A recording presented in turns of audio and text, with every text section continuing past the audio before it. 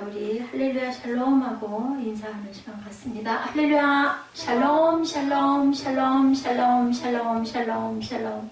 하나님 사랑합니다. 여러분 주 안에서 사랑합니다. 오늘도 11월 첫 주 벌써 그러네요. 예, 조금만 있으면 이제 그죠? 추수감사주일 여러분들 세 번째 주일로 합니다. 원래는 둘째 주부터 한 달 동안을 작년에는 계속 감사의 그런 말씀을 함께 묵상하고 기뻐했는데 제가 병원 일정이 있어서 올해는 어쩔 수 없이 세 번째 주를 추수감사주일로 마음으로 준비하시고 1년 동안 하나님께서 나에게 먹이시고 입혀주신 것 감사하시기 바랍니다. 인간이 산다는 것은 여러분들 문제를 안고 문제 속에서 살아간다라고 해도 과언이 아닐 것 같습니다. 오늘 본문에 보면 당시 사회의 지도층에 있던 회당장 야이로, 지도층이에요. 회당장이니까요. 그죠? 뭐든지 장이 들어가면 지도층이더라고요. 학교에서도 반장, 회장 그러죠. 예, 또 뭐 동네에서는 뭐 통장님 또 계시죠. 가장 가슴 아픈 문제가 있었죠. 유대인 사회의 지도자라는 체면과 권위를 내려놓고 예수의 발 앞에 엎드려 고쳐달라고 빌 수밖에 없는 삶이 바로 저와 여러분의 삶이다. 누군가가 나에게 그저 억울하게 횡포를 부리는 일이 가끔 있어요. 의도적이든 의도적이 아니든 결과적으로는요. 그죠? 그랬을 때는 우리가 어떨까요? 이 회당장 굉장히 뭐 여러 가지 면으로 넉넉한 사람인데도 이렇게 아픈 문제가 오늘 일어나죠. 예수의 발 앞에 엎드려 자기 집에 오시기를 간구하죠. 12살 된 외딸이 있어서 딸이 하나밖에 없는데 이제 죽어가요. 오늘 보면 42절에 예수 꼭 가실 때 무리가 많은 사람들이 막 안 그러겠어요. 요즘도 그러잖아요. 어느 교회에서 축복만 하면은 안진뱅이가 일어나더라. 소문 한 번만 나보세요. 그냥 교회 문짝이 다 떨어져 나갈 정도로 사람들이 밀려드는데 이 시대에는 어떻겠는가. 근데 그 사이에 살짝 12개를 혈루증으로 앓는 중에 아무에게도 고침을 받지 못하던 여자가 예수의 뒤에 와서 어떻게 했어요? 가만히 옷자락에다 손을 대는 사건. 그래서 이 사건을 샌드위치 사건이라고 합니다. 회당장 야이로의 딸 때문에 회당장이 무릎 꿇는 그 자리에 살짝 혈루병 여인이 와가지고 아주 세력도 없고 돈도 없고 그죠? 나이도 들고 몰골도 말이 아닐 거예요. 특히 그 시대에는 지금이야 얼마나 병원이 많고 좋습니까만 그때는 그렇지가 않죠. 그랬더니 예수님이 금방 하신 거예요. 누가 나를 손을 댔느냐. 근데 사람이 많다 보면 밀리기도 하잖아요. 제자들이 밀렸을 겁니다 라고 얘기하니까 예수님이 단박에 말씀합니다. 내게서 능력이 나갔다. 누구냐? 그랬더니 여자가 어떻게 해요? 벌벌벌 떨면서 나와서 엎드려. 왜 벌벌 떨었을까요? 사무엘아, 갈비 뜯지 말고 사무엘아, 갈비 뜯지 말고 밑에 쳐다보지 말고 거기 딱 밑에 뭐 있어. 휴대폰도 없잖아. 그거 내려다보지 말고 나를 봐. 나를 봐. 손 뜯지 말고. 그죠? 예수 말 맞다나 혼날까봐 겁나서. 왜냐면 그 시대는 자기가 정숙하지 못하고 더러운 그런 병이 들어있을 때 남에게 가서 손대면 안 돼요. 그 사람이 나한테 손을 대도 그 사람에게도 부정하지만 내가 가서 그 사람에게 이렇게 부딪히거나 만지거나 대면 부정해진다라고 큰 죄를 짓는 거거든요. 그러니까 얼마나 겁이 났겠어요. 예수님의 단박에 알아보니까. 이런 사건이 있었어요. 그랬더니 그 다음에 뭐라고 그랬어요? 48절에 혼날 줄 알았는데 예수께서 뭐라고 그러셨어요? 내 믿음이 너를 구원하였으니 평안히 가라. 또 거기에다도 뭐라고 선포하셨어요? 예지야? 샬롬 했겠죠? 그죠? 평안히 가라. 샬롬 하고 말합니다. 너로 your face has healed you. Go in place. 그 자리에서 떠나라. 가거라. 라고 이런 사건이 일어나요. 자, 12살 외동딸이 주워가고 있는 거예요. 그러고 나서 이제 12년 앓고 있던 여인이 당시 사회에서 굉장히 소외층의 여인이에요. 과부이고, 계속 피를 12년이나 흐르는 그런 여자니 얼마나 보기에도 초라해 보였겠는가. 본문은 버림받은 이 여인이 가진 문제가 얼마나 고통스러운 것인가를 설명하죠. 결론은 분명합니다. 인간에게는 문제가 있다. 아까 말했죠. 세상은 문제 속에서 사람들이 문제를 안고 그 문제 속에서 함께 살아가는 것이 아까 그 세빈 예배에서 그 시에 뭐가 있었어요? 11자를 이루고 산다고 그러죠. 한 사람 옆에 한 사람이 있으면 뭐가 된다고요? 11이 된다고. 그래서 폭풍우가 몰아쳐도 비바람이 불어도 절대로 쓰러지지 않을 수 있다라고 그런 우리가 시를 읽었습니다. 높은 자든 낮은 자든 가진 자든 못 가진 자든 배운 자든 배우지 못한 자든 젊든 늙든 그저 남녀노소 빈부 귀천 유명한 사람이나 유명하지 않은 사람이나 인간은 문제를 끌어안고 살아가고 있다. 제게 건강만 있으면 얼마나 좋을까요? 제가 산을 막 그렇게 열심히도 그래서 그렇게 미리미리 열심히 뛰어다녔나 봐요. 그 산을 아침이면 그냥 1시간씩 시간 반씩 그냥 우리 산을 그렇게 열심히 올라다녔잖아요. 그랬더니 시흥에서 특히나 그죠. 그래서 소문이 날 정도로 밍크코트 입고 산에 새벽이면 올라가가지고 막 나중에는 똑같은 길 가는데 싫어가지고 막 사이길 가운데로 길이 없는 데로 막 가다가 덤불 속에 갇히기도 하고 길을 잃어버려가지고 뺑뺑 돌기도 하다 진땀을 흘리고 그렇게 걸어다니기도 했는데 이제는 걸어다니는 게 남의 일이 돼버렸어요. 나는 못 걸어가. 그게 바뀌어버렸습니다. 근데 만약에 그 문제가 없었다 한들 제게 문제가 없겠어요? 아까 제가 그 영상에 그죠? 왜 하는 그 내용을 할 줄 아는 그런 질문, 반문을 할 줄 아는 아이들이 창의성이 많다. 우리 사무엘이 좀 늦기는 했지만 초등학교 특히 저학년 그리고 유치원 때 많이 질문을 해야 된다고 그러죠? 근데 우리 아들은 요즘에 특히나 무슨 얘기만 하면은 반대로 얘기를 해요. 아직 나이가 정신연령이 어린 거고 질문하는 거를 절대로 묵살하지 말아야 되겠다는 생각이 들더라고요. 오직 뭐만이 대답이에요? 예수님만이, 말씀만이 대답입니다. 그래서 제가 오늘 말씀을 오직 예수님만이 답이기 때문에 이렇게 잡아봤습니다. 80이 다 된 할아버지가 무릎이 고장이 났어요. 왼쪽 무릎을. 저는 걸음을 제가 걸어야 하는 기본에서 조금만 벗어나면 무릎이 시크하고 이게 탁 꺾여요. 그런 것처럼 이 할아버지도 그랬던 것 같아요. 병원, 세브란스 병원 거기 5층 암센터로 연결된 통로 3분의 1 정도 가면 저는 거기가 제 지점이에요. 못 가요. 어디 주저앉아 있다가 가야 될 정도로 그렇게 아주 이제 보행이 짧아졌습니다. 근데 이 할아버지는 아마 저보다는 나으신 것 같아. 찾아갔더니 의사 선생님이 얘기합니다. 할아버지 많이 연세를 오래 사셔서 이제 무릎이 다 닳았어요. 그래서 고장이 났어요. 할아버지가 뭐라 그러셨을까 예지야? 허럭 화를 내시면서 이 사람아 내 무릎은 왼쪽도 오른쪽도 똑같이 80년을 살았어. 근데 80년 살았다고 무슨 다 오래 살아가지고 고장이 나냐? 나는 오른쪽은 왜 멀쩡해? 그리고 얘기를 했대요. 나이는 똑같은데. 고장이 날 곳은 고장이 나죠. 할아버지가 이렇게 아주 억지스러운 말을 한 거예요. 멀쩡한 오른다리 두고 왼다리가 나이 탓이라니 그게 말이 되냐고. 말이 되기도 할 것 같아요. 그죠? 어떻게 생각하면. 제 나이보다 제 뼈의 나이는 한 20년 좀 더 산 사람의 뼈라고 얘기해요. 특히 이 요추가 그렇다고 합니다. 자, 왼다리나 오른다리나 나이는 당연히 똑같이 먹어요. 근데 탈이 나려면 40대 청춘도 탈이 나서 60, 70대 그런 구조를 가질 수도 있다라는 거죠. 똑같은 나이 먹어도 어떤 다리는 아프고 어떤 다리는 멀쩡할 수 있죠. 이게 사람이에요. 아까 제가 세빈 예배 때 그 젊은 탤런트가 대낮에 그죠? 그 환청 때문에 환청인지 환상인지 그건 알 수가 없는데 그거는 돌아왔으니까 그냥 그 자리에서 차에서 식사를 했으니까 누가 알았겠어요. 김무생 씨 그 아들 뭐예요? 그 아버지는 멀쩡하게 나이가 많이 드셨어도 지금도 방송활동 열심히 하고 살아있는데 아들 얼굴 보니까 이름은 모르겠는데 얼굴 보니까 알겠더라고요. TV에 많이 나왔던 탤런트 분이시거든요. 얄쌍하게 생기시고 그 아들 하나밖에 없는데 지금 회당장 야이로의 딸도 마찬가지인 거예요. 12살밖에 안 먹었는데 아버지는 나이가 한 40대쯤 되지 않았을까.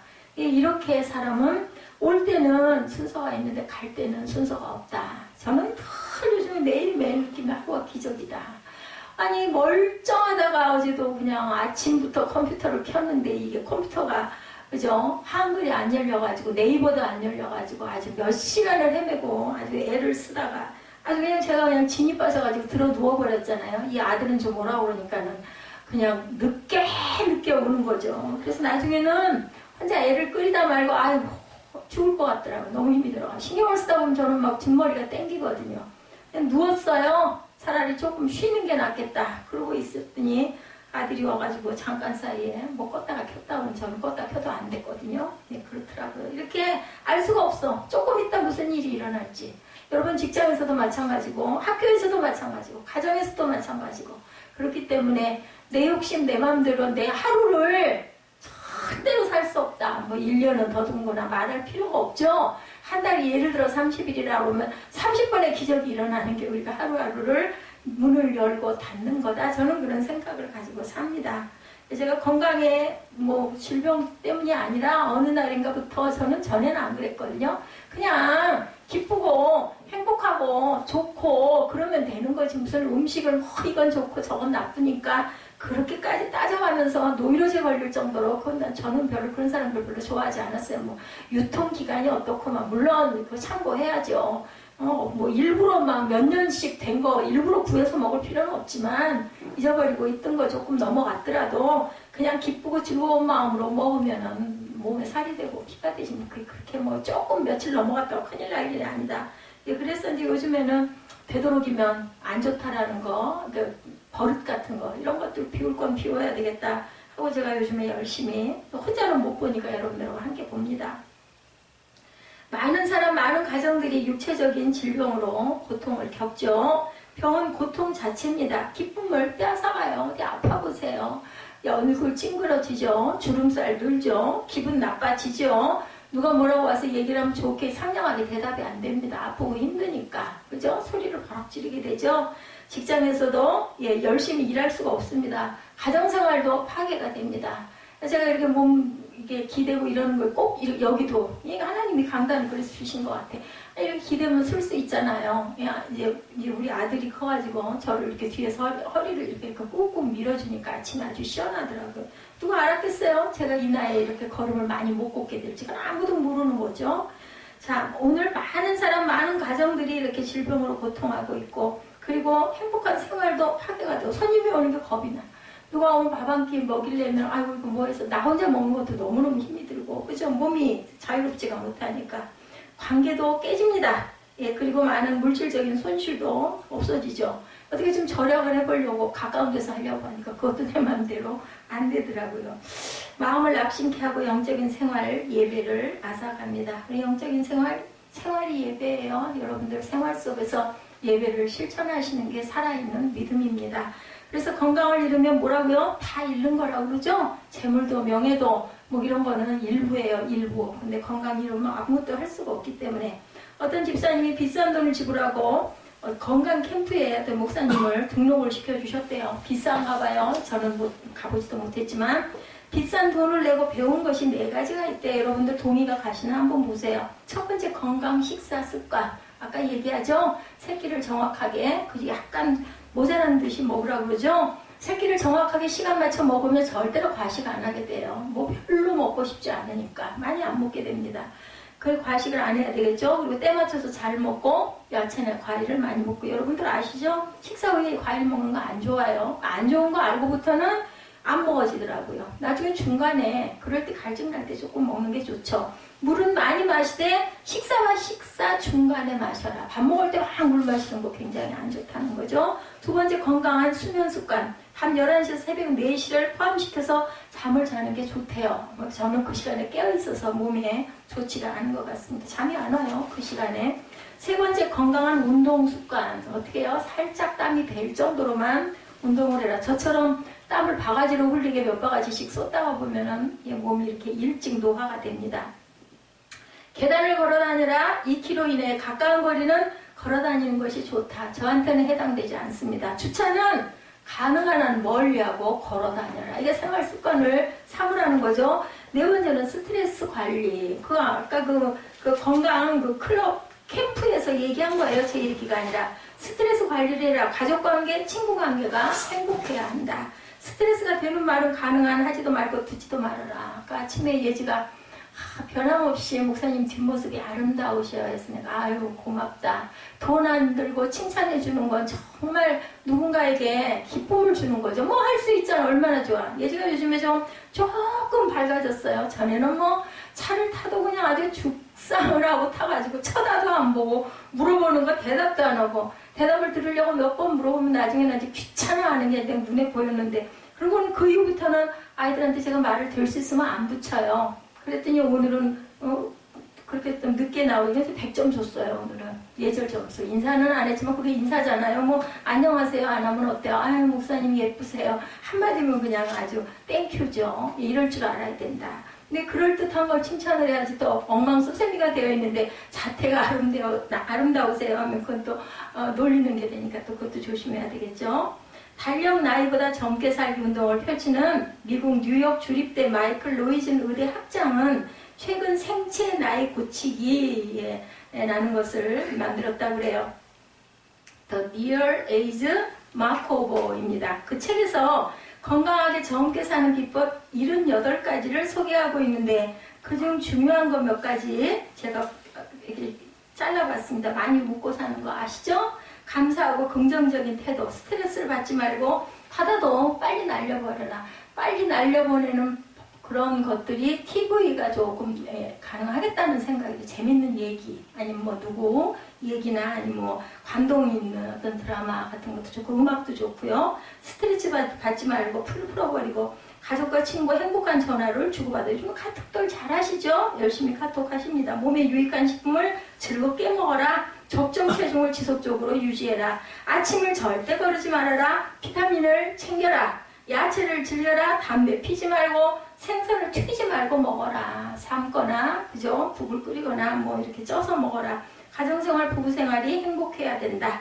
심한 정신적 충격을 끌어안고 살지 말고 이를 자주 닦고 손을 자주 씻어라. 커피는 설탕을 빼고 먹어라. 하루 6, 7시간 숙면을 취해라. 중요한 건 꾸준한 운동을 해라. 이런 내용이었다고 합니다. 건강은 하나님이 주신 선물이에요. 저는 그래서 하나님께 불효녀입니다. 건강하게 살아야 되죠. 젊고 건강할 때 잘 지켜야 되는데 그것을 너무 지나치게 많이 걷고 많이 다니고 운동 많이 하고 결국 그래서 제가 이렇게 됐어요. 하나님께 이게 충성이에요. 충성. 저는 정말 좋은 딸도 못 되고 하나님의 귀한 자녀도 못 된 그런 사람인데도 하나님 끝까지 안 버리시죠. 그게 가장 중요합니다. 여러분들. 사람은 사람을 버려도 하나님은 저희를 절대로 버리지 않으세요. 뭐 무슨 자격이 있어서 안 버리시는 게 아니라 내가 낳은 내 창조 피조물이기 때문에 절대 버리시지 않는다. 자신의 사명과 비전을 소중하게 여겨라. 인생의 문제엔 건강 문제만 있는 게 아니죠. 가정마다 자식 때문에 눈물이 마르지 않는 부부들이 허다합니다. 아유, 저도 우리 아들 보면 아주 끔찍하고 기가 막힌데도 그래도 또 걱정이 되고 염려가 되고 챙기게 되고 안 챙기면 신경이 쓰여가지고 허리가 꼬부라져가지고 그래도 가서 그걸 방을 치워주고 오늘 아침에도 내일부터 또 며칠 비울 건데 하다 보니까는 또 아침에 더 일찍 눈 떠져가지고 쫓아가가지고 치웠습니다. 이게 그게 바로 부모의 마음이고 하나님의 마음입니다. 하나님께서 우주 만물을 만드시고 그 가운데 여러분들 아담과 하와가 우리의 조상인 거 아시죠? 이 동산에 있는 것은 모두 신들이 먹어야 되는데 먹어도 괜찮은데 중앙에 있는 선악과는 절대로 먹지를 말아라 라고 얘기했는데도 계명을 어겨요. 우리 마음의 속성 안에는 그거 먹지 마라 하면 더 먹어보고 싶죠. 그거 가지 마라 그러면 더 가보고 싶죠. 그거 보지 마라 하면 더 보고 싶습니다. 똑같습니다. 아담과 하와는 선악과를 따먹습니다. 하나님이 벌을 내리시는데 하와에게는 뭐를 주셨어요? 자식을 낳는 고통, 해산의 고통을 주셨죠. 하와 하나님께 묻습니다. 하나님 왜 자식 낳는 게 고통입니까? 하나님께서 말씀하십니다. 너희들 자식 때문에 속 썩는 게 얼마나 힘든지 어디 맛 좀 봐라 하고는 자녀를 낳고 기르는 고통을 특히나 하와에게 주셨다라는 거죠. 그래서 제가 아들을 늦게 이렇게 기르면서 마음이 굉장히 많이 아프고 힘들 때가 너무나 많습니다. 인간에게 자식이 생기고 어제나 오늘이나 인간은 그 자녀들 때문에 소화리를 하고 살게 된다. 이런 우스개 얘기들을 주변에 엄마들이면 아마 거의 다 입달리는 엄마면 아이고 나는 내 딸 때문에 내 아들 때문에 너무나 행복해하는 분들보다는 아이고 그 녀석이 어째 그러는지 모르겠어 소리가 아마 더 많을 거라고 생각합니다. 이렇게 인간의 온갖 문제는 어디서? 에덴 동산에서 시작이 됐어요. 죄 때문에 생겼죠. 욕심 때문에 생겼죠. 순종하지 않음으로 생겼습니다.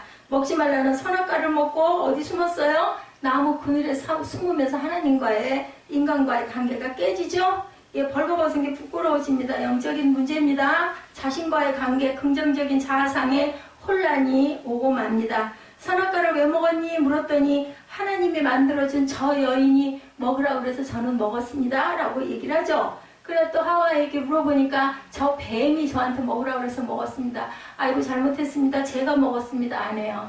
저는 제 아들 생각을 합니다. 무슨 말을 하든지 꼭 핑계를 댑니다.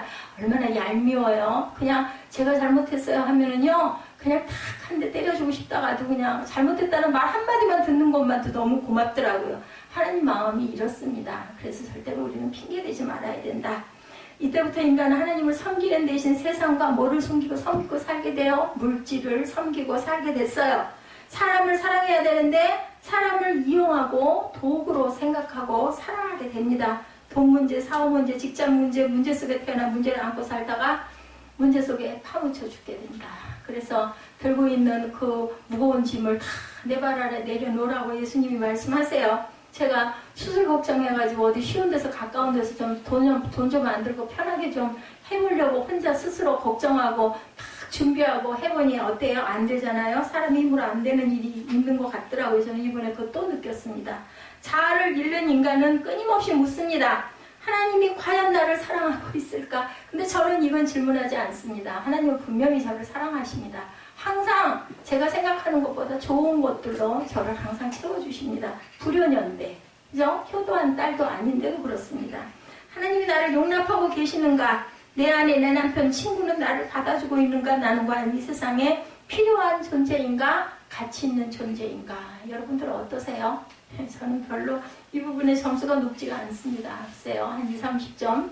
어떤 그 신학교 다닐 때 학우가 제 나이들을 다 모르고 있다가 깜짝들 놀랬다고 그러죠. 그래서 나중에 5살 때인가요? 우리 사무엘이 그때 그 학교를 야간을 애를 손을 잡고 다니면서 수업을 받았습니다. 누가 돌볼 사람이 없어가지고. 그랬더니 이제 나중에 그 학우들이 그래서 이한나 학우가 저렇게 어린 아들을 뒀구나. 하나님이 장수의 복을 주셨다. 이런 생각을 했다고. 그분도 목사님이 되셨죠. 저한테 언젠가 그런 얘기를 했던 기억이 납니다. 뭐 저는 그런 거 생각 못했어요. 그런 거 깨닫지도 못했고 그냥 아들이 내게 주어졌으니까 나는 잘 길러야 되고 이 아들 하나 정도는 내가 잘 기를 수 있겠어. 자신만만했는데 절대로 아니더라고요. 절대로 제가 생각했던 제 계산하고는 하나님은 계산이 다르시다라는 건 확실합니다. 인간이 가진 마지막 문제는 여러분들 아시죠? 무슨 문제? 죽음의 문제. 이거는 빨리도 늦게도 언제든 우리는 순서가 없습니다. 아시는 분은 하나님 한 분이십니다. 죽음은 이 땅의 모든 것을 끝내죠. 죽음 위에 나는 과연 어떻게 되고 어디로 갈까? 그래서 뭐 이런 것에 관한 어떤 그 영상이나 책이나 그런 뭐 드라마나 요즘에 특히 드라마들이 그런 부분을 많이 다루고 있더라고요. 만약에 오늘이 내 인생의 마지막 날이라면 하나님께서 과연 나를 천국에 보내주실까? 그 자격이 있을까요? 글쎄 있을까요? 이것이 긍정적인 궁극적인 문제입니다.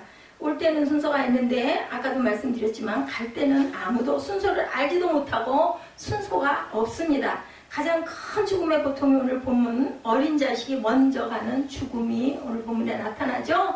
추운 겨울 교회 나이가 많으신 권사님 한 분이 별세를 하셔서 하필이면 한겨울에 땅이 꽁꽁 얼었는데 강추위가 막 밀려오는데 그래서 그 교회 모든 식구들이 승합차를 타고는 마지막 하반시까지 참석을 했다고 그래요. 아마 대단한 큰 교회는 아마 아닐 것 같습니다. 아마 장만 교회였겠죠. 얼마나 추운지 다들 막 오들오들 떨면서 아주 죽을 고생을 치르고는 끝을 내고 돌아오는데 나이가 지긋한 권사님 한 분이 이렇게 말하더랍니다. 그냥 우스갯소리로 들으세요. 죽은 년 쫓아다니다가 산 년 죽게 생겼네. 이렇게 얘기를 했대요. 내가 이 부분을 보고는 얼마나 웃었는지 몰라요. 죽은 년 쫓아다니다가 산 년 죽게 생겼네. 그래, 주변에 있는 집사님들이 권사님 별세 하시면요. 저희들이 쫓아다니면서 잘 모실게요. 하고 위로를 한 거예요. 얼마나 추우면 권사님이 이런 말씀을 하셨겠어요. 그랬더니 또 뭐라고 대답하냐면 아이고 죽는 것도 쉽지 않네. 눈치들 보지 말고 먼저들 가. 나는 천천히 갈게요. 이렇게 대답을 했다고 합니다. 이 할머니도 올해는 사시고 싶으셨던 것 같아요. 집사님들 보고 니들 먼저 가. 나는 나중에 갈게 얘기를 했다는 거죠. 문제는 하나님께 나가는 통로가 굉장히 중요합니다. 여러분들 어떻게 사느냐 이거보다는 우리가 어떻게 하나님과 나와의 연결 통로를 잘 짓고 살아가느냐가 문제다. 아까 그 샌드위치 그 기적 일어난 혈루증 12년 된 그 여인도 그죠? 회당장 야이로의 딸 살아나잖아요 나중에. 예, 통로가 중요했는데 예수 그리스도를 만난 게 바로 통로였다.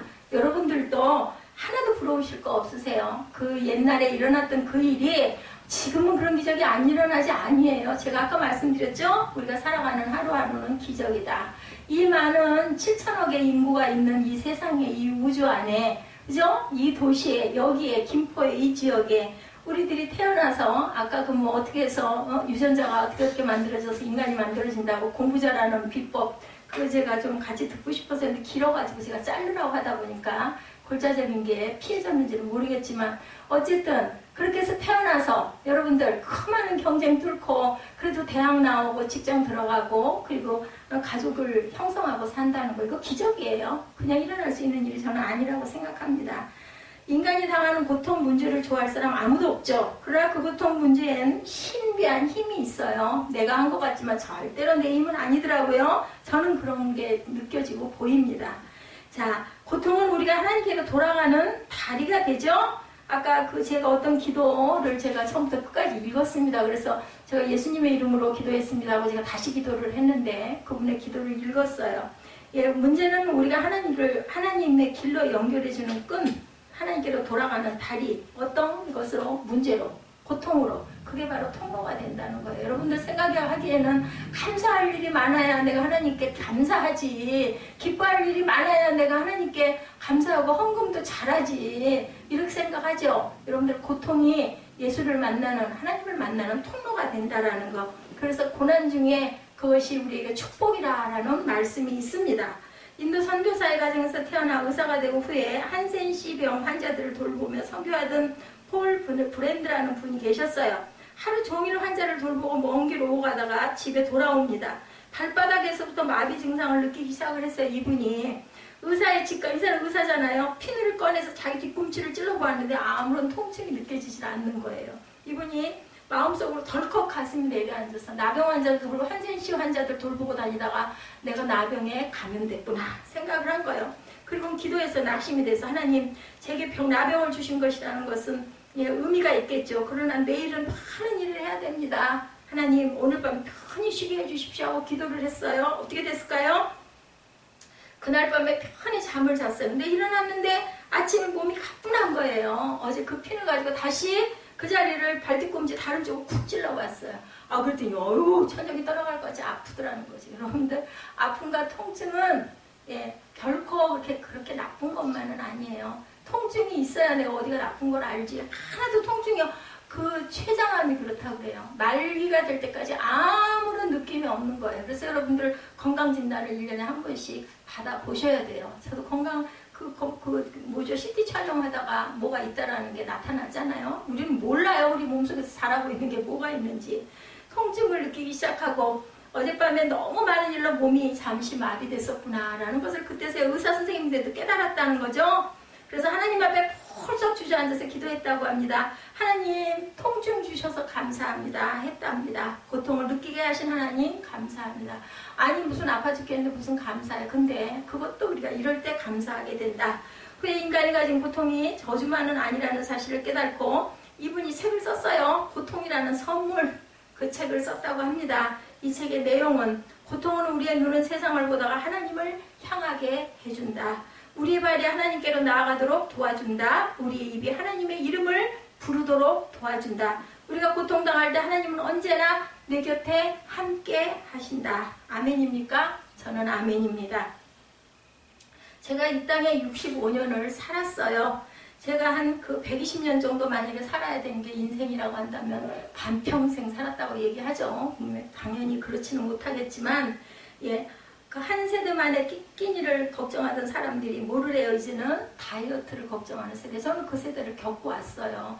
진짜 어려워서 제가 어렸을 때 국민학교죠. 그때는 국민학교 때 저 다니는 학교는요. 강냉이죽 아시죠? 노랗게 써서 그 얼마나 그게 그렇게 먹고 싶었더니 저는 못 먹었어요. 저희 집이 조금 사는 층이라고 해가지고 주지를 않아서 못 먹는다고 너무너무 얻어먹고 싶어가지고 도시락하고 바꿔 먹었던 기억이 납니다. 그리고 조금 학년이 올라가면서 그때 이제 강냉이 죽 대신에 뭐가 옥수수 빵, 지금 그 카스테라 있죠? 카스테라 같이 생긴 이런 도톰한 이런 빵이 하나씩 나오는데 그것도 가난한 애들만 줘요. 그럼 이제 제가 가지고 온 빵이나 계란 후라이 같은 걸로 제가 바꿔서 얻어먹었던 기억이 나. 너무너무 맛있었어요. 그 빵 하나 얻어먹는 게 그렇게 아주 달고 고마웠을 수가 없을 정도. 나는 늘 그걸 먹지를 못했습니다. 근데 이제는 어때요? 급식도 그냥 무상으로 주죠? 나중에는 그러고 그 이후의 세대들은 도시락을 싸고 다녔고 나중에는 돈을 내고 지금도 뭐 급식이 무상 아닌 학교들이 많이 있습니다. 중학교 같은 데도 그렇고 초등학교도 그렇고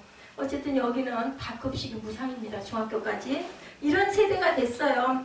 어렵고 가난하던 때에 태어나서 세계에서 가장 부강한 나라 10위 안에 뭐 11위라고 하던가요? 들어있죠?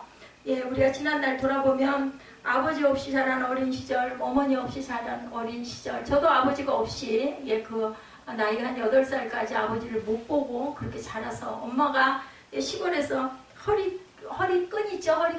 허리끈을 그 전에 천으로 어머니들이 끈을 이렇게 맸는데 이 옷이 치마가 내려가는 걸 막느라고 끈을 맨 거예요. 그거 한번 졸라매고 등에다가 물찌개지고 우물로 한 5리 정도 떨어진 데로 물찌개질을 하러 가시면서 여기 허리끈을 꽉 졸라맸던 것을 제가 보고 기억을 합니다. 왜냐하면 점심이 없으니까 점심 딸한테 먹이려고 아침 먹다가 반을 남겨놨다가 점심에 저를 먹이고 얼마나 배가 고프셨을까. 허리끈 메고 물찌개질을 하루에 10지개씩 쳐서 날랐다고 하더라고요. 어떻게 사셨는지 모르겠어요. 그러더니 일찍 돌아가셨습니다. 저만이 아니죠. 그보다 훨씬 더 못한 사람도 많았습니다. 어떤 목사님은 이렇게 아버지 없이 그렇게 살다가 남의 집 머슴살이를 하다가 그래야만 점심밥을 한 그릇 얻어먹을 수 있었다고 그래요. 중고등학교 때 학생들을 모아놓고 또 아르바이트를 해서 공부를 했다고 합니다. 결혼을 하는데 국그릇 2개, 밥그릇 2개, 냄비 2개, 숟가락 2개, 젓가락 2개. 저도 그랬어요. 이렇게 해서 시작을 했다고 합니다. 그리고 그분은 맨손으로 교회를 개척을 했다고. 지금 아주 유명한 목사님 됐죠? 지난날을 돌아보면 이 세월 어떻게, 저도 그랬어요. 어떻게 내가 그렇게 살았을까? 아이를 4씩, 5씩 기르면서 어떻게 그렇게 살았을까? 꿈만 같아요. 게다가 그만이었나요? 잠깐 새방에 시동생들이 2이나 있었어요. 저보다 나이가 훨씬 많은 시동생들을 함께 도시락을 그때도 4, 5개씩 쌌습니다. 그래서 막내 시동생은 뭐 지금 굉장한 높은 지위에 지금 아마 정년 퇴직을 하셨겠네요. 이렇게 어떻게 살았을까? 지나가고 보면 기가 막혔는데 그때는 힘들 줄을 몰랐어요. 왜냐하면 건강했기 때문에. 정신이 건강하고 그 다음에 내가 이렇게 함으로 인하여 어떤 소망이 있고 그렇게 함으로 인해서 귀한 결실이 맺힌 게 너무너무 감사해서 정말 그때는 양식 같은 거 사람들 잘 못 먹었어요. 저는 책 보고 양식 만들어가지고 매 끼니마다 그 식단을 바꿔가면서 식사 대접을 하고 뭐 좋은 지금 같은 뭐 입식 주방 절대 아니죠. 부뚜막이 하나 있고 그냥 땅바닥인 그런데 그리고 문을 돌아서 나가야 방으로 들어갈 수 있고 방에다 상을 들고 들어가서 밥 먹는 그런 데서 그렇게 살았는데도 그때는 정말 정신없이 살았어요. 아이들 낳고 아이들 기르고 또 그러고 나면 또 다시 다른 아이 또 갖고 목욕탕도 공중 목욕탕 가면서 1, 2, 3, 4로 줄 세워가지고 하나는 없고 셋은 걸리고 이렇게 하면서 어떻게 그렇게 살았을까? 지금 너 그렇게 할 수 있겠니? 절대 못하죠. 머리에다가 다라에다가 지금 여러분들 아시죠? 달랑모 그거를 뭐예요? 손질도 안 하는 그 잔뜩 묻어있는 달랑물을 20단씩 머리에다 싣고 이고 가가지고 그거 다듬어서 마당 가운데다 펼쳐놓고 그렇게 하고 그걸 절여가지고 김치를 담고 그 세월이 있었습니다. 그런데 지금은 어때요? 절대로 못해요. 그 시절로 못 돌아가요. 이 목사님도 그걸 보면서 정말 내가 산 것이 아니라 하나님이 나를 살게 하셨구나 하는 것을 깨달았다고. 돌아가서도 그대로 살겠니? 이 목사님 간증도 아니요, 이제 절대 못할 것 같아요. 제 얘기가 그렇습니다. 내 인생 곁에 언제나 하나님이 함께 계셔서 고난이 고난으로 느껴지지가 않았다. 사무엘아, 마이크가 아무래도 이상한 것 같아. 사무엘아, 마이크가 이상한 것 같다고. 소리가 안 나. 굉장히 힘이 들다. 톨스토이와 함께 러시아 문학의 그 한 축을 이루고 있던 도스토옙스키 그 인생이 우울하고 고통으로 점철된 인생도 없었다고 그러죠. 그는 어렸을 때 아버지가 살해되고 고아처럼 자랐다고 그래요. 예, 도스토옙스키. 이 사람 발음이 제가 잘 자꾸 엉킵니다. 청년기에는 혁명단에 반함한 이유로 체포되고 사형 선고를 받고 사형 집행 직전에 그의 문학적인 소질을 인정받아서 특사로 사면이 됩니다. 시베리아로 유배를 떠나게 돼요. 그 후 결혼하여 자식을 낳고 추위와 배고픔을 견디지 못하고 어린 아이들이 죽습니다. 그에게는 천연과다 같은 질병인 간질병이 있었다고 그래요. 그는 일평생을 인생의 고통을 짊어지고 살아가는 그러한 인생이었는데 그가 쓴 여러분들 잘 아시죠? 죄와 벌, 카라마조프의 형제들, 인생의 깊이가 느껴지는 귀한 그 작품들이 탄생이 됐죠. 절망 중에 있던 사람들이 희망을 가지게 되는 거죠. 좌절하던 사람들이 용기를 가지고 살아가게 됩니다. 그는 고통 가운데 하나님을 만나요. 예수님을 만나죠. 인생을 마이너스에서 플러스로 바꾸는 능력이, 고통을 희망으로 바꾸어내는 능력이 그에게 생기게 됐다라는 겁니다. 도스토옙스키를 위대하게 만든 것은 간질병 그리고 사형수의 고통이었다. 여러분들 아시죠? 존 버년. 예, 위대하게 만든 것은 그의 기나긴 여러분들 감옥 생활이었습니다. 로트렉은 위대한 화가로 만든 것이 그를 경멸덩어리로 만든 난쟁이라는 고통이었고, 생텍쥐베리를 위대하게 만든 것은 그를 일생 동안 백이발령자로 살아가게 한 평가절하의 고통이었고, 베토벤을 위대하게 만든 것도 끊임없는 시련과 그 청신경마비라는 음악가 최대의 고통. 아니, 안 들리는데 어떻게 작곡을 하겠어요. 그런데도 위대한 곡들을 만들죠. 고통은 불행이나 불운이 절대로 아니죠.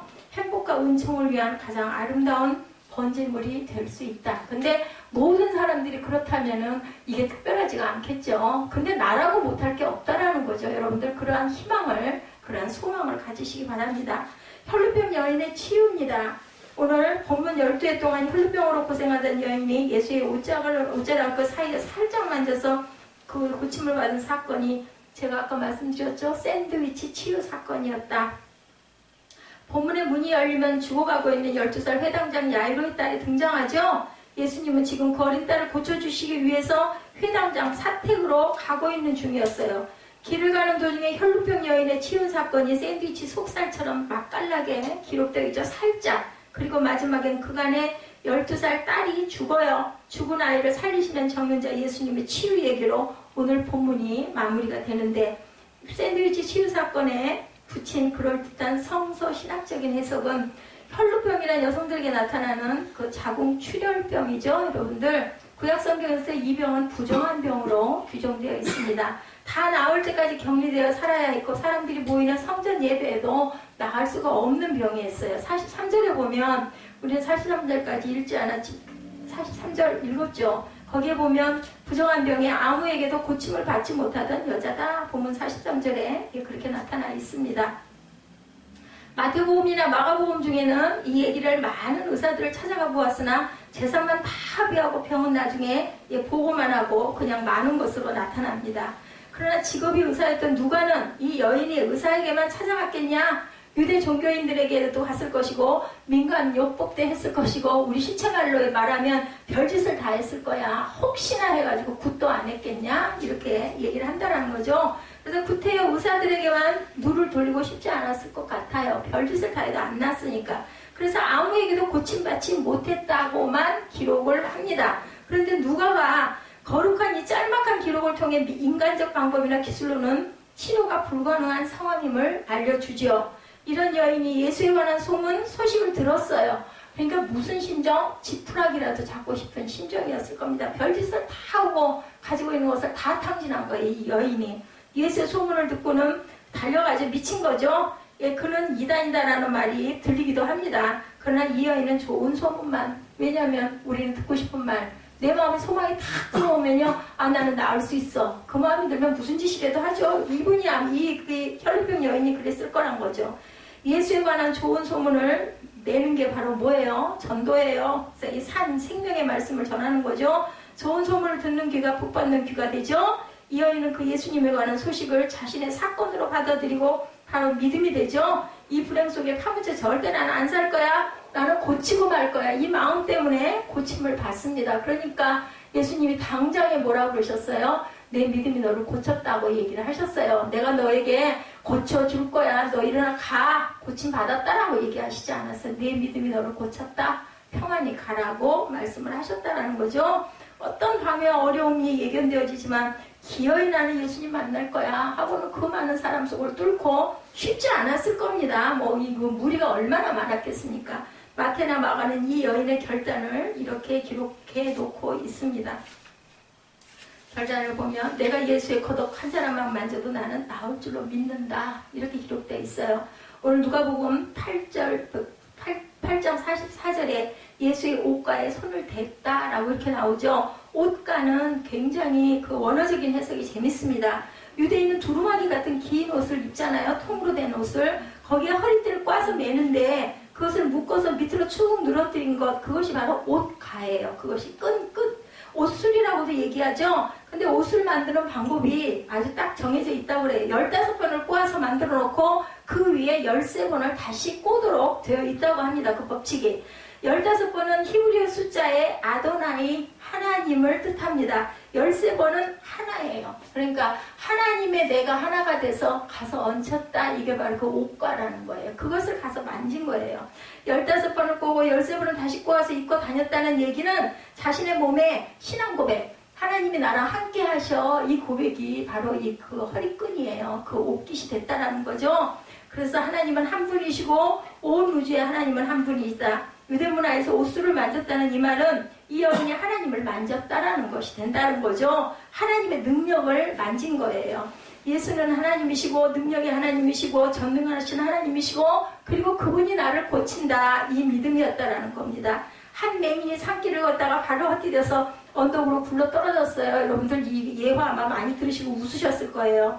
한참 구르다 손에 잡히는 게 있어서 붙잡았는데 뭐가 잡혔어요? 나무까지 붙들었죠?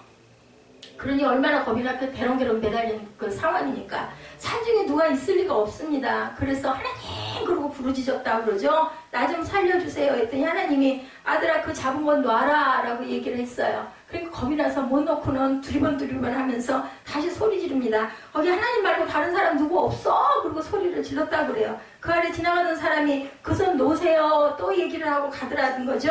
나무에 매달리고 발바닥과 신랑로까지의 거리가 바로 30cm밖에 되지 않았다고 그래요. 그러니까 믿음이 없었던 거야. 죽을까봐 겁이 나가지고 손을 놔라 하나님이 말씀하셨는데 그거 못하고는 하나님 말고 딴 사람 없어요 하고 소리 지르니까 지나가는 사람이 보니까 타고 밑에가 땅바닥인데 거기서 그걸 자꾸 발발떠니까 손을 놓으라 그래도 이제는 힘이 빠져서 손을 그냥 놓고 엉덩방아를 찧었겠죠. 살았어요. 우리는 바로 그런 형상으로 살아가고 있지는 않냐는 거죠. 그게 바로 여러분 제 고백이에요. 제 고백. 여러분들에게 어떠신지는 모르겠습니다. 그걸 잘 놓아서 신정로에서 할렐루야 집에 잘 도착해서 잘 먹고 잘 살았다고 합니다. 엉덩방아를 찧었던 어쨌든 30cm밖에 안 되니까 살았겠지 죽었기야 했겠어요. 궁둥이야 좀 부딪혀서 아팠을 망정. 제가 바로 그런 형상이다. 그래서 겁과 두려움은 우리에게 해결 방안은 절대 없습니다. 뭐예요? 끝까지 포기하지 말고 그 병은 병 때문에 죽는 게 아니라 겁 때문에 죽어요. 두려움 때문에 죽어요. 절망 때문에 죽습니다. 내 환경 바라보면 내가 죽습니다. 환경을 뛰어넘을 줄 알아야 되겠다. 세상 줄 놓고 내게 돌아오라고 하나님 음성이 나에게 들리는데도 그것이 아유 그래도 안 되지. 아유 이 방법이 낫지. 바로 이번에 제가 그 경험한 그 사건이죠. 그럴래니까 그랬지 이렇게 얘기를 하시면 그 별난 인생을 사니까 그랬지 얘기를 하시면 할 말이 없지만 이거는 분명한 것은 저는 하나님의 섭리라고 생각합니다. 모르죠. 수술할 때 또 어떤 일이 일어날지는 알 수가 없습니다. 의료법상에 보건복지부에서 나온 법상에 배우자와 가족이라고 나와 있습니다. 그 사인하는 부분은. 그래서 지금 거기에다가 그 질의서를 올려놨어요. 그 결정이 어떻게 되든 어쨌든 간에 징계를 받든 말을 듣든 한 번 정도는 소리를 내야 되겠어서 질의를 올렸습니다. 우리 인생이라는 것은 아무리 어려워도 아무리 힘든 일을 만나도 고통에 부딪혀도 내 인생을 땅바닥에 박살낼 만큼 심각한 문제가 아니다. 아까 그 기도 제목이 이렇게 나왔죠? 우리가 감당할 만한 시험을 하나님께서 주십니다. 세상 줄 놓고 주님께 돌아오면 역사가 일어난다는 거죠. 내 환경을 바라보고 내가 겁을 내고 내가 불안해서 해결할 일은 아무것도 없습니다. 자꾸 어디로 떨어질까요? 자꾸 절망의 부렁토리로만 절대로 희망이 안 보입니다. 근데 여러분들 하늘 쳐다보세요. 하늘을 보시면 하늘은 항상 같은 하늘입니다. 비가 와도 절대로 깜깜해서 안 거칠 것 같은 새카맣고 비가 쏟아져도 분명한 건 밝은 태양이 뜬다는 거는 모르는 애도 알아요. 애도, 그죠? 계절이 바뀐다는 것도 애들이 압니다. 그건 아는데 전능하신 하나님이 나를 붙들고 계시다는 건 안 보인다고, 없다고 생각한다는 것 자체가 문제라는 거죠. 주님을 만지면 치료가 됩니다. 하나님은 우리를 지으셨기 때문이죠. 아버지 되시는 분이죠. 그리고 나를 사랑하시죠. 그죠? 효녀가 아니어도 불효자여도 하나님께서는 사랑하시고, 제가 부르기만 하면 그래 내가 여기 있다 언제나 대답합니다. 제 아들이 속을 썩여도 아이고 나는 너 정말 안 보고 싶어. 도대체 너는 어찌 그러니? 그래도 또 엄마 하고 오면은 그래도 어이구 왜? 그리고 시무룩하면 저 또 왜 저러나 겁이 나죠. 그게 바로 하나님이 우리를 바라보시는 모습이라는 거. 인생의 문제는 예수 안에서 해결이 된다는 거, 하나님 안에서 해결이 됩니다. 여러분이 겪는 인생의 문제, 예수 오직 예수만이 대답이시라는 거 아시기 바랍니다. 46절에 손을 대는 순간 예수의 능력이 전해지죠. 44절에는 옷가에 손을 대니 즉시 병이 나았더라. 46절에 손을 대는 순간 예수의 능력이 전달되고, 48절에 따라 말하죠. 여인아 안 했어요? 뭐라 그랬어요? 따라라고 얘기를 합니다. 무거운 짐을 지고 나온 이 여인을 따라 가족으로 받아준 거예요. 너는 내 딸이다. 너는 내 아들이라. 여러분들 그 찬양 아시죠? 내 믿음이 너를 구원하였으니 평안히 가라. 내가 너를 고쳤다라고 안 하십니다. 내 믿음이 너를 구하였다라고 말씀합니다. 예수의 옷술, 옷가가 뭐라고요? 교회는 예수님의 몸이에요. 예수의 옷의 술입니다. 예배는 예수의 옷술을 만지는 행위를 여러분들이 하시는 거예요. 여러분들 모두가 각자의 고통과 각자의 아픔과 각자의 질병과 각자의 문제를 가지고 주일날 나오셔서 예수 앞에 고백하고 기도하시고 찬양하시고 예배드리고 헌신하시고 주님께 시간 드리고 몸 드리고 물질 드리고 정성 드리는 게 바로 예배고, 이것은 곧 예수의 옷가를 만지는 행위라는 것을 잊지 마시기 바랍니다. 기도는 예수의 옷술에 매달리는 거예요. 그래서 기도를 하는 겁니다. 예수님이 오늘 우리 가운데 지나가시는데 예배 가운데, 기도 가운데, 교회의 큰 기도의 물결 가운데 예수님이 지나가고 계셔서 저희가 가장 먼저 중보 기도를 합니다. 근데 오늘 제가 너무너무 힘이 들더라고요. 그래서 야, 이것도 기운이 있어야겠구나. 왜냐면 오늘 성찬이라고 더더군다나 우리들이 아무것도 못 먹었죠. 여러분들 전능하신 주님을 의지하시기 바래요. 사람은 있다가도 없고 사람의 인정과 사람의 마음은 정말 갈대처럼 변하기 쉬운 겁니다. 능력자이신 하나님께 의지하시고 기도하시기 바랍니다. 죽임당하신 어린 양 예수는 능력과 부와 지혜와 힘과 존귀의 영광과 찬송을 받으시기에 합당하죠. 여기에도 7가지가 나오죠. 나는 능력이 없어. 나는 약하디 약한 존재가 되었어. 예수님은 여러분의 능력이 되십니다. 경제적인 고통 가운데 계신 분들, 예수님은 부의 근원이시죠. 능력이 되고 부의 근원이시고, 어디로 가야 할지 뭘 해야 할지 망설이죠. 요한계시록 5장 12절에 하늘의 천사들이 예수를 가까이서 뵙고 찬양하는 노래, 지금 거기에 나오는 7가지를 제가 여러분에게 말씀드리는 거예요. 어디로 가야 할지 뭘 해야 할지 망설이죠. 예수님은 인생의 지혜자가 되시고, 몸도 마음도 상하고 지치죠. 그죠? 지금이라도 쓰러질 것 같고 그냥 쓰러져 버리고 싶고 다 잊어버리고 버리고 싶고 그렇습니다. 제 마음이 그렇습니다. 그럴 때도 예수님께서는 우리에게 힘이 되어 주십니다. 인생의 바닥까지 추락해서 일어설 힘이 없을 때 예수님은 어떠세요? 우리를 일으켜 세워주시고 존귀하게 이끌어 주신다. 저는 참 많은 경험을 했어요. 어느 날 정말 낭만이 돼가지고, 그죠? 그 꿈의 교회 거기 금요철에 나와가지고 통성 기도하는 시간에 불 다 껐는데 사람들은 의자에 앉아서 각자들 기도하는데 저는 항상 그때는 절대로 의자에 앉지 않았어요. 땅바닥에 내려앉아서 그냥 무릎 꿇고 울었습니다. 절대 그냥 울지 않아서 손 들고 울었습니다. 그랬더니 어떤 깜깜해서 아무것도 안 보이는데 어떤 목사님인지 누군가가 지나가다가 제 머리에다 손을 얹고 전능자가 될지어다 했어요. 그 순간 저는 그냥 온 몸의 것들이 다 풀어지는 느낌이 들고 막 울었습니다. 하나님 할렐루야 아멘하고. 아무것도 변한 건 없어요. 제가 밤 2시에 길을 잘 못 찾잖아요. 그 시간에 혼자서, 그때 옛날에 무쏘였죠. 그걸 혼자 끌고 집에를 어디가 어딘지도 모르고 길을 헤매면서도 집에까지 주시옵소서. 돌아올 때도 하나님의 핸들 잡아주시옵소서. 길을 모릅니다. 그래도 이끌어주시고 집에 무사히 도착하게 해주시는 그런 하나님, 여러분들 만나시기 바랍니다. 기도하세요. 전심으로. 아무것도 아닐 것 같고 아무것도 깜깜하고 안 될 것 같지만 빈 마음 가지고 온전하게 기도할 때 하나님께서는 붙들어 주세요. 뭐 제가 이뻐서 붙들어 주시고 제가 믿음이 좋아서 붙들어 주시는 게 아니에요. 뭐 하나 보셨을까요? 마음만 아프신 거예요. 마음. 사람들은 오해합니다. 사람들은 비아냥거립니다. 이거 어째 저 따위로 살아가지고 저렇게 사서 고생을 하고 얘기할 수 있습니다. 근데요, 하나님은 제 중심을 보십니다. 그러려고 그랬던 거 아니라는 것을 아시는 거거든요. 가지 못할 길은 막으십니다. 갈 길은 열어주십니다. 멈출 길은 멈추게 해주십니다. 그리고 그때는 몰랐는데, 그래서 제가 그 찬양을 좋아하죠. 정말 예전에 내가 몰랐는데 하나님께서 저와 여러분에게 항상 그래 내 딸아 내 아들아 여기 있다 내 믿음이 너를 구원하였다. 일어나서 평안히 가라. 이렇게 하나님께서 우리를 항상 위로하시는 아버지시라는 것. 감당할 만한 시험 당연히 감당할 것만 주십니다. 제가 이번 사건을 통해서도 알았잖아요. 수술비 많이 들 거 아시고 미리 다 잘라주시고 지금 이렇게 없을 거 아시고 할 수 있는 것만 할 수 있게 해주신 하나님. 나머지 부분은 하나님께 맡겨야 되겠죠. 제가 몇 년을 살든 얼마를 서 있든 몇 걸음을 더 걷든 저는 제게 아니에요.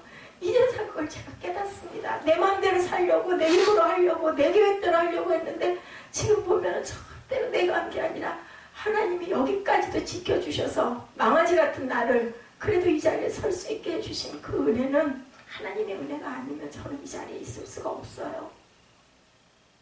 제가 하나의 증인입니다. 증거입니다.